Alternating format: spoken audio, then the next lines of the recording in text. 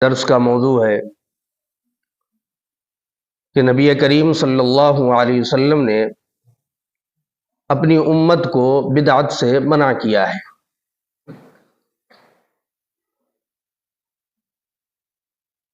جس دین کو مانتے ہیں وہ دین اسلام ہے۔ اللہ تبارک و تعالیٰ کو یہی دین محبوب اور پیارا ہے۔ اللہ نے کہا سورہ آل عمران سورہ نمبر 3 آیت نمبر 19، ان الدین عند اللہ الاسلام، بے شک اللہ تعالیٰ کے نزدیک دین اسلام ہے۔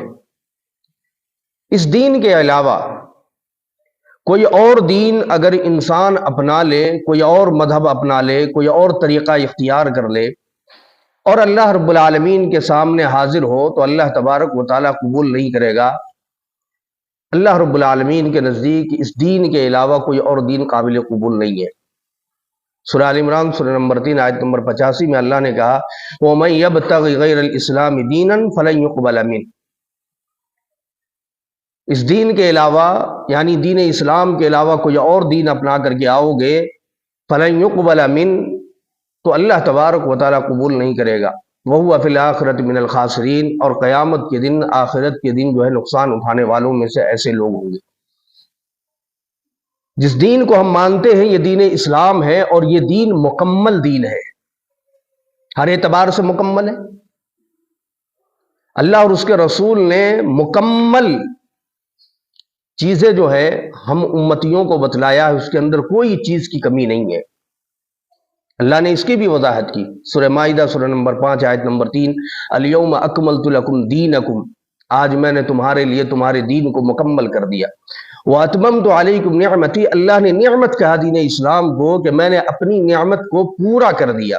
وَرَضِيتُ لَكُمُ الْإِسْلَامَ دِينًا، اور تم سے راضی ہو گیا تب جب تم نے دین اسلام کو اپنا لیا، یعنی دین اسلام پر اگر تم ہو تو میں تم سے راضی ہو گیا۔ اللہ تبارک و تعالیٰ کی خوشنودی، اللہ رب العالمین کا راضی ہونا یہ تبھی ممکن ہے جب ہم دین اسلام کو اپنا لیں اور دین اسلام کے اوپر پابند ہو۔ میرے بھائیوں، نبی کریم صلی اللہ علیہ وسلم نے تمام کی تمام چیزیں ہم امتیوں کو بتلا دیا، اس کے اندر کوئی چیز کو نہیں چھوڑا۔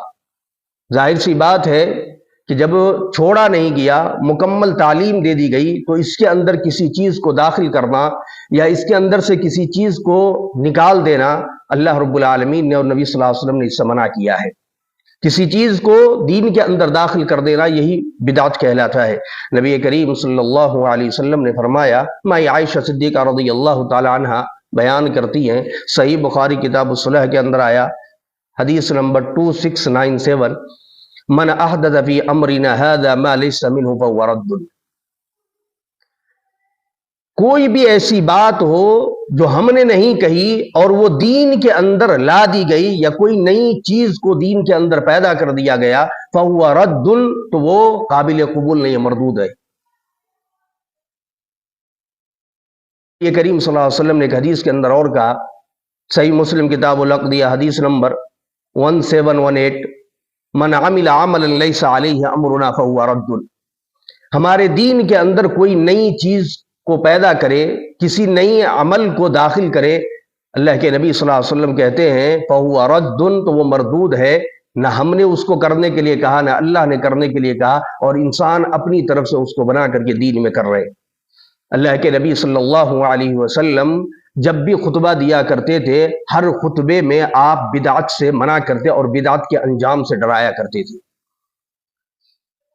صحیح مسلم کتاب الجمعہ کی روایت آپ پڑھ لیں، حدیث نمبر 867، یا سنن نسائی کی روایت 1579، اللہ کے نبی صلی اللہ علیہ وسلم فرماتے ہیں سب سے بہترین بات اگر کسی کی ہے تو اللہ رب العالمین کی ہے، اور سب سے بہترین طریقہ نبی کریم صلی اللہ علیہ وسلم کا طریقہ ہے۔ اس کے بعد آپ فرماتے وَشَرَّ الْأُمُورِ مُحْدَثَاتُهَا، اور شریعت کے اندر، دین کے اندر نئی چیز کو پیدا نہ کرو، نئی چیز کو نہ لاؤ۔ یہ نئی چیز کو لانا اللہ رب العالمین کی نظر میں سب سے بدترین عمل ہے۔ وَكُلُّ مُحْدَثَةٍ بِدْعَةٍ، اور ہر نئی چیز بدعت ہے۔ وَكُلُّ بِدْعَةٍ ضَلَالَةٍ، اور ہر بدعت گمراہی ہے۔ وَكُلُّ ضَلَالَةٍ فِي النَّارِ، اور ہر گمراہی جہنم میں لے جانے والی ہے۔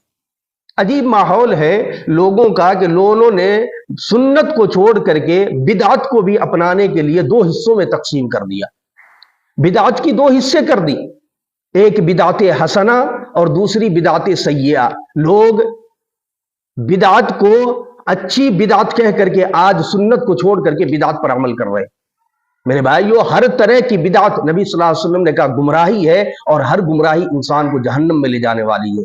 پتہ یہ چلا کہ بدعت جو ہے وہ انسان کو جہنم میں لے جا کر کے چھوڑے گی، اس سے بچنے کی ضرورت ہے. اللہ کے نبی صلی اللہ علیہ وسلم نے ایک اصول بیان کیا اور ہم تمام لوگوں کو ایک اصول دیا. سنن ابی داؤد کی روایت آئی کتاب السنہ کے اندر، حدیث نمبر 4607 4607. اللہ کے نبی صلی اللہ علیہ وسلم نے فرمایا، لوگوں سنو، میرے بعد بہت زیادہ اختلاف ہوگا. یعنی جب میں دنیا سے چلا جاؤں گا، دنیا سے گزر جاؤں گا، اللہ کے نبی صلی اللہ علیہ وسلم کا انتقال ہو گیا، اس دنیا سے چلے گئے، تو بہت سارے اختلافات پیدا ہوں گے. ایسے حالات میں تم میرے اور میرے خلفائے راشدین کی سنت پر عمل کرنا، ان کی سنت کو مضبوطی سے پکڑنا. پتہ یہ چلا کہ نبی کریم صلی اللہ علیہ وسلم نے ہر اعتبار سے سنت پر عمل کرنے کے لیے کہا، بدعت پر نہیں. اس لیے میرے بھائیو، بدعت کو چھوڑ کر کے سنت پر عمل کرنے والا بنیے. اللہ رب العالمین سے دعا کیجئے کہ رب العالمین ہم تمام لوگوں کو سنت پر عمل کرنے والا بنائے اور بدعتوں سے ہم تمام لوگوں کی حفاظت کرے.